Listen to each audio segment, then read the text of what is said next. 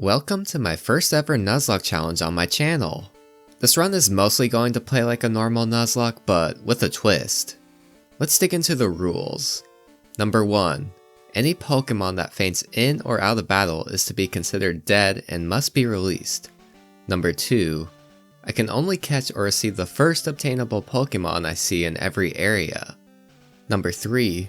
Every Pokémon must have a nickname. Number 4.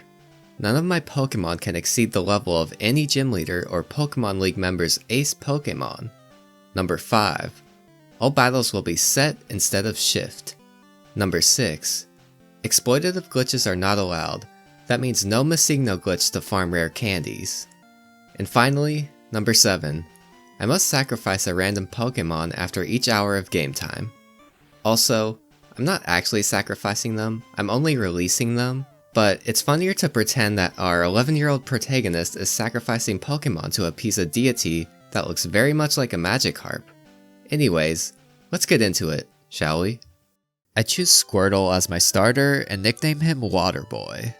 After having to burn the potion from the PC, Waterboy dispatches Blue's Bulbasaur, and our team has its first victory under our belt. Once I purchase my first Pokeballs, I make a beeline to Route 1 and immediately encounter a Pidgey. I capture him and welcome Pudge to the team. Minutes later, I catch Rattata on Route 22. I nickname him Naughty because I have seen his internet history and trust me, it's a very suitable nickname. I capture another Pidgey on Route 2 and nickname her Fudge because I just like rhymes, okay? Meanwhile, Viridian Forest brings us Weedle as our first encounter.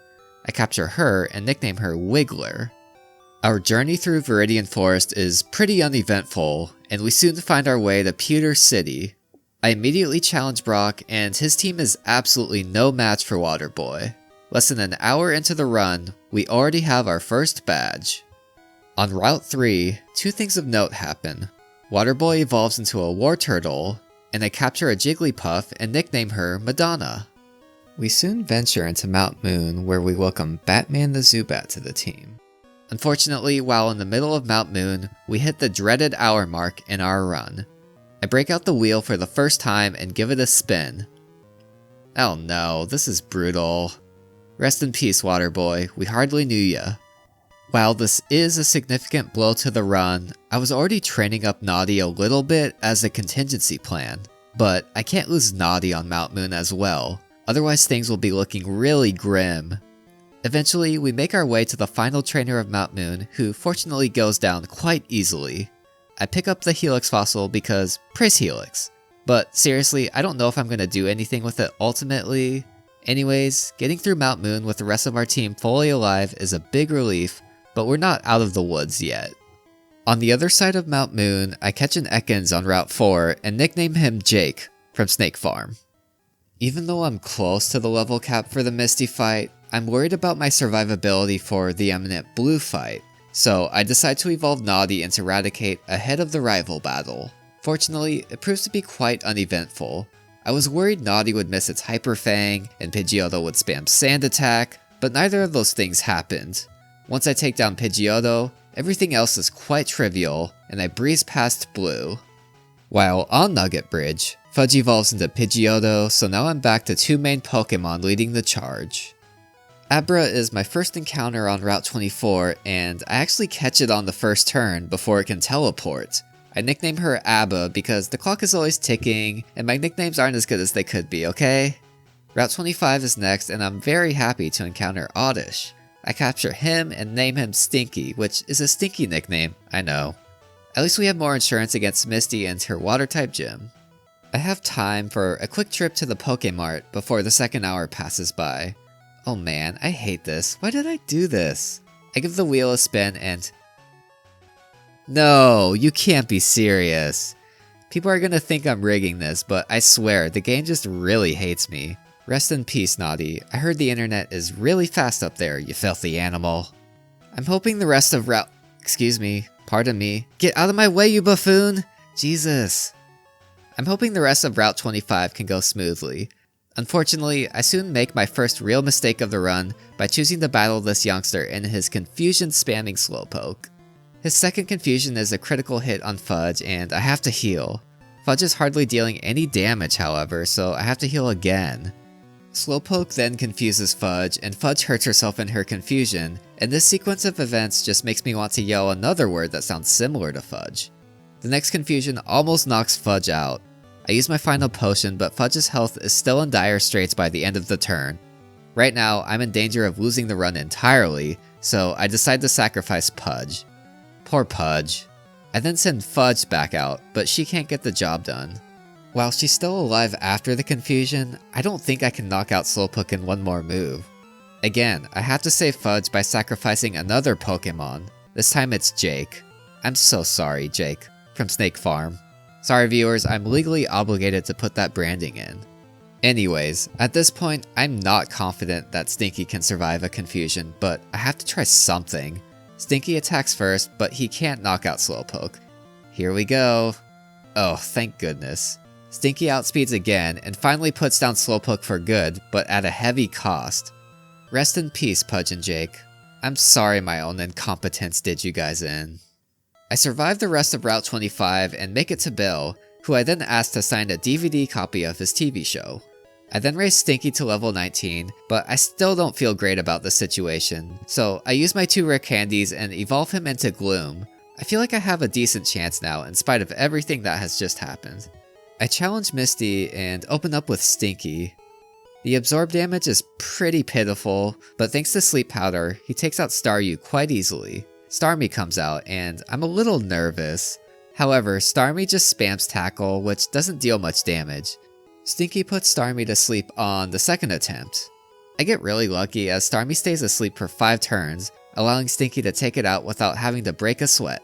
The second badge is ours. I have a pathway to catching 5 different Pokemon very shortly, but I need to get a move on quickly to beat the 3-hour mark. I stop at Route 5 and add a Mankey named Brick to my team. While I'm here, I drop off Batman at the daycare because leveling up a Zubat yourself in Gen 1 is a wretched experience. I then catch another Mankey named Tank on Route 6.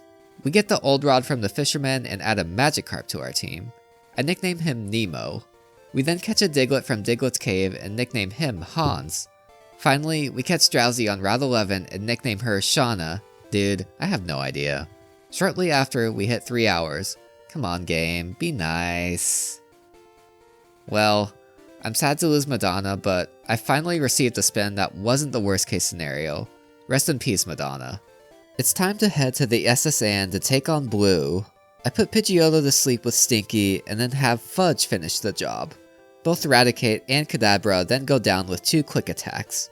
Ivysaur can't make up for the type disadvantage and is also taken out by Fudge. Easy peasy rival fight. We then teach Cut to Stinky and make our way to the Vermilion Gym. I use Hans for the fight against Lieutenant Surge. Voltorb and Pikachu go down easily with Dig. Raichu is last, but I'm not even sweating it because it literally cannot attack ground-type Pokemon. Absolutely brilliant, Surge. Coverage moves are for chumps anyways. Dig and its 100 Gen 1 base power is simply too much, and Raichu goes down in 1 hit. 3 badges down, 5 to go. I head back near Cerulean City to pick up Batman, who is now level 14. I swap him out for Nemo because I'm literally not going to level him up otherwise. To Lavender Town we go. I barely have time to catch a Voltorb named Zappy on Route 10 before it's time for another sacrifice as Magikarp demands blood. Aww. Poor Tank. Rest in peace. I circle back to Route 9 and catch Becky the Spearow. Dracula the Zubat is our Rock Tunnel encounter. As an aside, Rock Tunnel was the bane of my existence as a child. This was back when I was a gas leak. No, not a gas leak, a gas leak. Anyways, imagine trying to go through it without Flash because you didn't know where to find Flash, and you're also playing on a very dim Game Boy Color screen. I definitely didn't feel like crying, I don't know what you're talking about. Anyways, this would probably also be a good time to mention that I've been training up Shauna, who evolves into Hypno at the end of Rock Tunnel. Just outside of Lavender Town, Hans evolves into Doug Trio, and I'm feeling the best I've ever felt about the state of the team. We're nearing the 5-hour mark, so I'm in frantic catching mode again. We welcome Birdo the Pidgey to our team on Route 8, Bruce the Mankey on Route 7, Fishy the Eevee in Celadon City, and Turnip the Rattata on Route 16. As soon as the battle is over, we're 5 hours in, which means... we're bringing back all of our departed friends, yay! Just kidding, they're still very dead. Instead, we have to sacrifice Zappy. Rest in peace, little guy. Before proceeding further, I teach Fly to Fudge and evolve Fishy into Vaporeon. I'm now feeling increasingly confident that my team can beat the next gym leader, Erica. Especially with Shauna at the helm. I lead with her while Erica sends out her most dangerous Pokemon, Victreebel. I set up with some X items, but Victreebel has Shauna trapped in a Rat Poison combo. Whenever I go to heal, Erica often ends up using Razor Leaf, which just puts me back to square one. I even use an antidote to remove Shauna's poisoning, only for Erica to use Poison Powder on the same turn, and gee, I thought Sabrina was the cancelled gym leader who could see into the future. After putting Victreebel to sleep, I finally get in a good spot and start on the attack. Victreebel goes down in 2 confusions. The rest of the fight is trivial by comparison. Tangela attacks Shauna with the same effectiveness as a baby bunny attacking John Cena. Shauna only needs a few hits to knock out Tangela. Vileplume then goes down with only 1 confusion, and our team has half the badges now. We're now at the 6-hour mark, and we all know what time it is again. Oh crap, not Shauna. She was literally one of, if not my strongest Pokemon. Well, we know the rules. Rest in peace, Shauna. At least we still have a decent team, which should serve us well against the next major trainer, Giovanni. I lead with Fishy and set up with some X Special, X Defense, and X Speed. It serves me well as Fishy takes out each of Onix, Rhyhorn, and Kangaskhan in 1 hit. We then head back to Lavender Town to take on Blue in the Pokemon Tower. At first glance, it might seem foolish to lead with Stinky against Pidgeotto, but Pidgeotto actually doesn't know any flying moves yet. The Gen 1 experience, everyone! Anyways, putting Pidgeotto to sleep allows me to use a slew of X items with little danger. The special increase allows Stinky to take out both Pidgeotto and Gyarados in a few hits each. Then both Growlithe and Kadabra go down in 2 hits. Ivysaur takes several turns to whittle down, but there's little it's going to do against Stinky anyways with its Grass-type moves. And just like that, we hand our rival another loss. Before clearing Team Rocket from the Pokemon Tower and getting the Poké-Flute, we also catch a Ghastly named Spooky. We head west of Celadon to wake up the Snorlax by playing our flute. I can't catch it because we already caught Turn Up the Rattata on this route, which was a fair trade-off for me because every Pokemon I catch reduces the chance that a Pokemon from my main party will be selected for sacrifice, and Snorlax simply wasn't obtainable before now. Keeping the number of Pokemon we have at a high level is really important for that reason. Speaking of which, strap in because I'm about to read you off a bunch of names of new friends we're about to catch. Are you ready? Great. Say hello to Expresso the Doduo from Route 17, Autumn the Spearow from Route 18, Gil the Goldeen from Fuchsia City, Excellent the Execute from the Safari Zone, Floppy the Goldeen on Route 19, Buzz the Venonat on Route 15, Incognito the Diddle on Route 14, Picky the Pidgey on Route 13, and finally Flappy the Goldeen in Viridian City. 9 Pokemon obtained in about half an hour. Right before we're 7 hours in, I get in the most infuriating battle of my life. This freaking little Poliwag, looking all smug and punchable, hits me with not 1, not 2, not 3, not 4, not 5, not 6, not 7, but 8 consecutive Hypnosis. I feel like I shouldn't look up the odds of that happening in order to maintain my sanity. Unfortunately, I am a masochist. With Hypnosis having 60% accuracy in these games, the chance of hitting 8 consecutive Hypnosis, or Hypnoses, is 1.7%. However, there is a 101.7% chance of me grabbing Poliwag by the tail and eating it off the steepest cliff in Kanto. Anyways, time to spin that wheel for the 7-hour mark. Oh no, I have to literally kill 2 birds with 1 stone. RIP Espresso.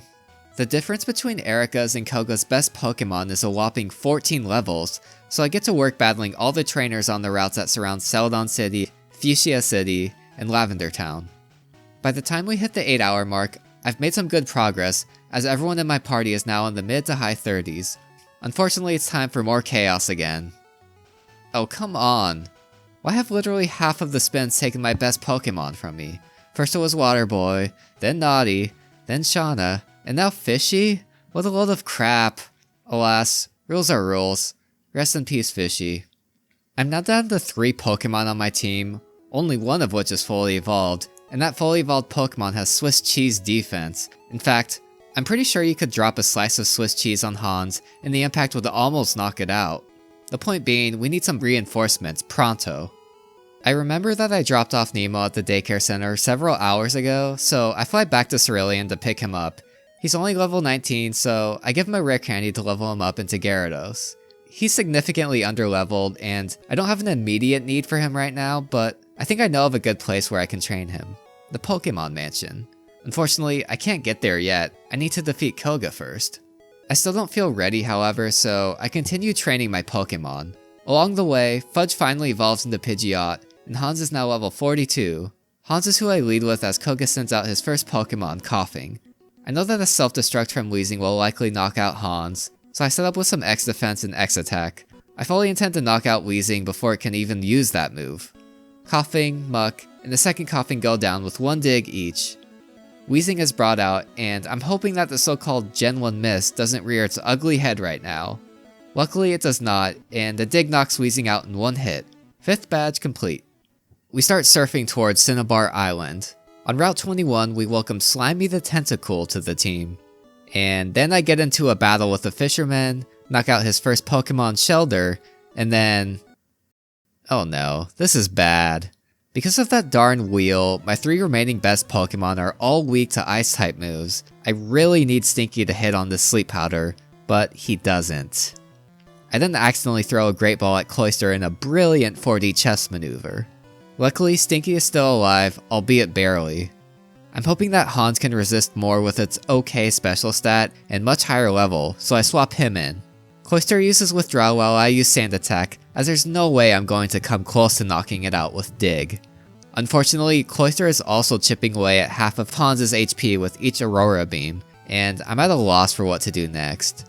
After taking one Clamp, I go for a Hail Mary and bring out Nemo, who is still level 20. I'm hoping Aurora Beam doesn't do too much damage, and then... Cloyster just keeps spamming Supersonic over and over. I'm guessing this is a classic case of Gen 1 logic similar to Lance's Dragonite spamming Agility, a psychic move, against a Poison-type Pokemon. I slowly whittle down Cloyster's HP until one more Surf finally defeats it. Thank goodness. Eventually we make it to Cinnabar Island, but I get one more encounter before the 9-hour mark on Route 20. Alright, it's wheel time. The sacrifice for the 9th hour is... Batman. Darn. Rest in peace, Batman. I also decide to revive the Helix fossil, which will count as our encounter for Cinnabar Island. Say hello to Poseidon the Ammonite. I opt to put him in the daycare, where he will be insurance for Nemo.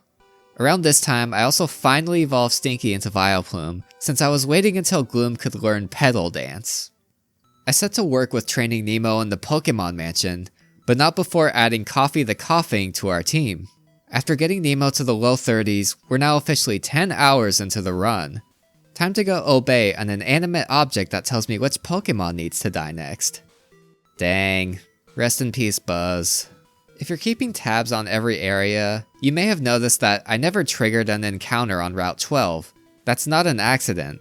I've been wanting to catch Snorlax there a long time by putting it to sleep with Stinky, but I wasn't confident I could catch Snorlax without Snorlax headbutting Stinky into the stratosphere.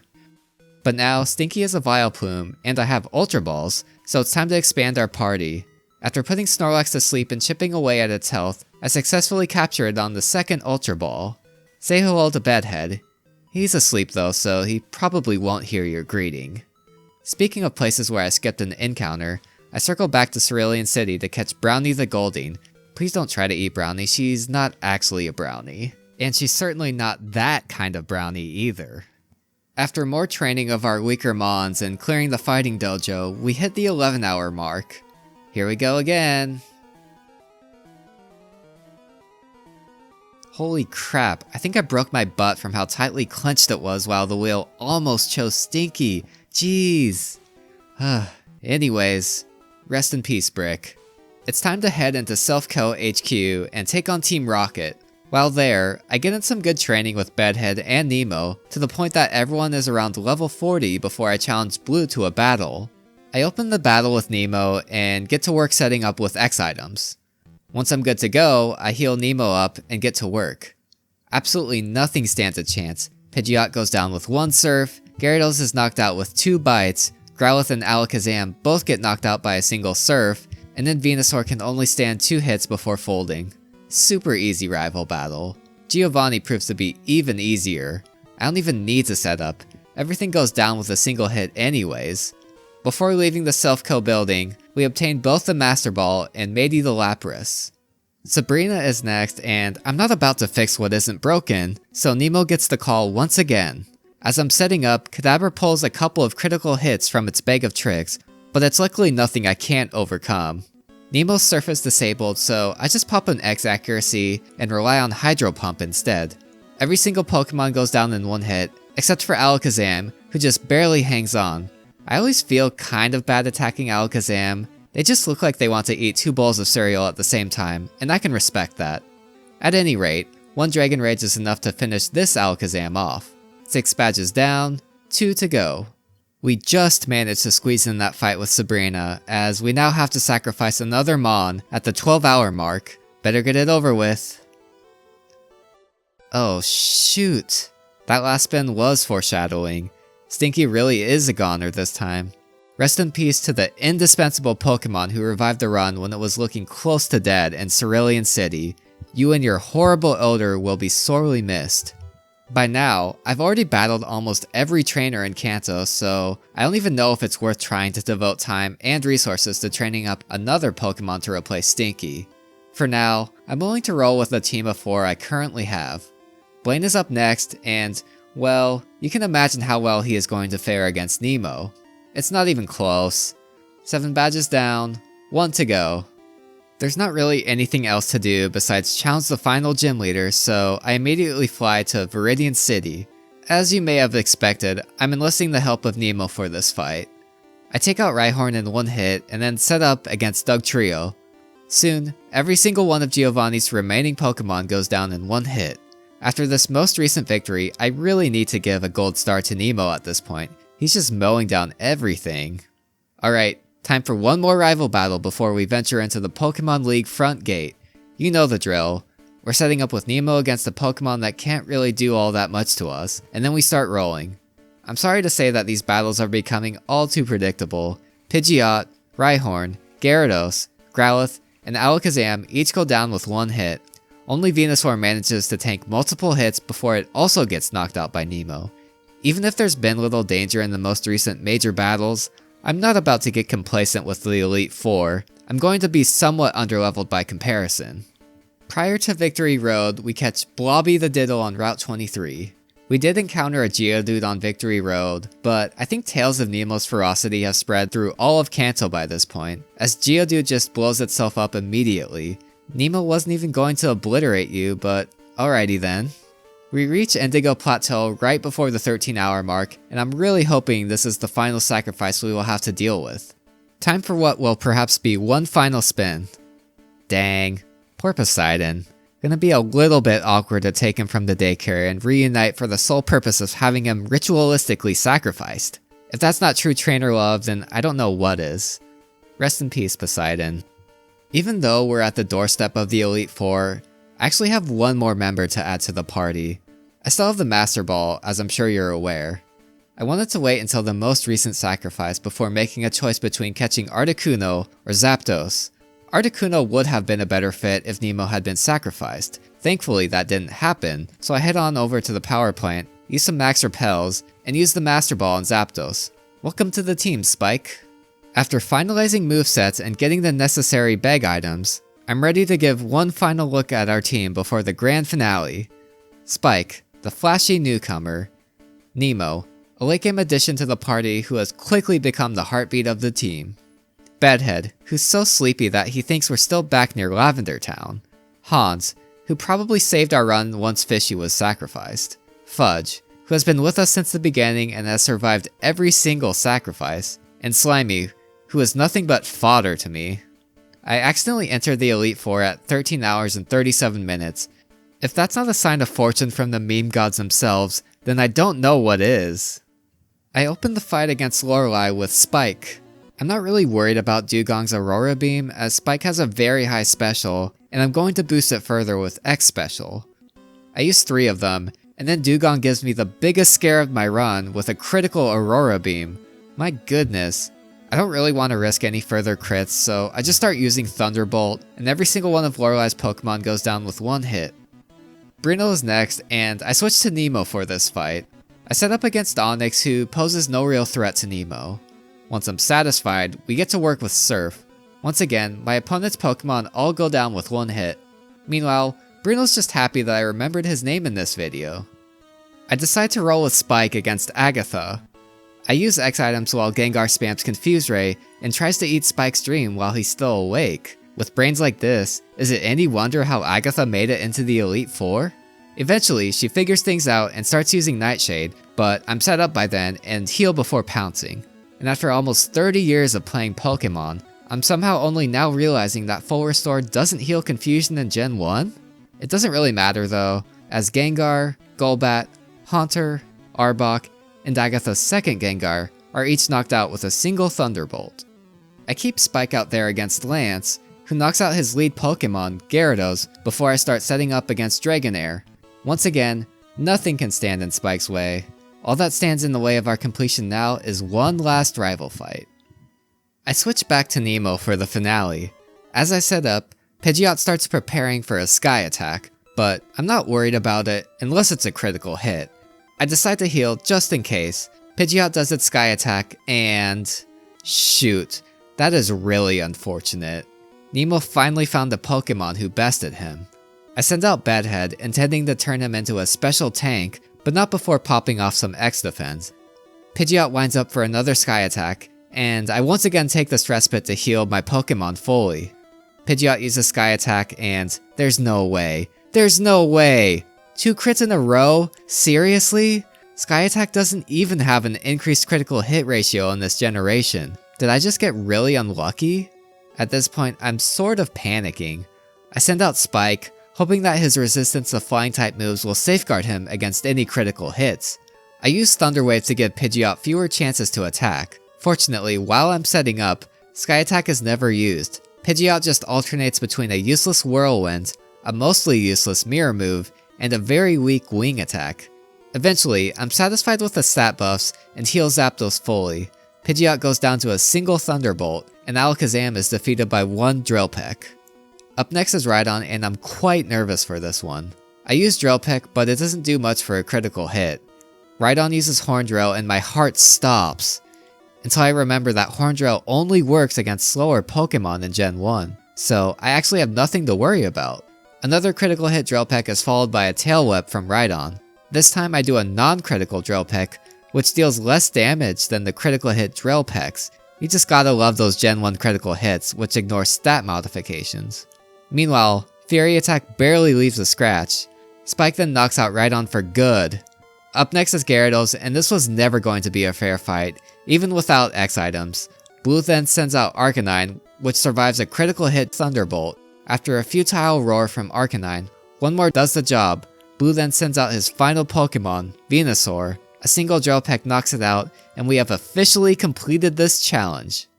Before celebrating though, we have to say our goodbyes to a couple more departed friends. Rest in peace, Nemo. I sincerely doubt we would have gotten this far without you. And rest in peace, Bedhead. I'm going to miss your incessant snoring. I have never been more relieved to have completed a Pokemon challenge. Racing against the clock in a Nuzlocke was fun, but it's also quite stressful. Anyways, let me know in the comments what you thought about this video, and if you'd want to see the same challenge in the future. Maybe a Gen 2 run? Thanks for watching, and I'll see you next time. And that's a wrap. Alright everyone, you can come out now. Nemo!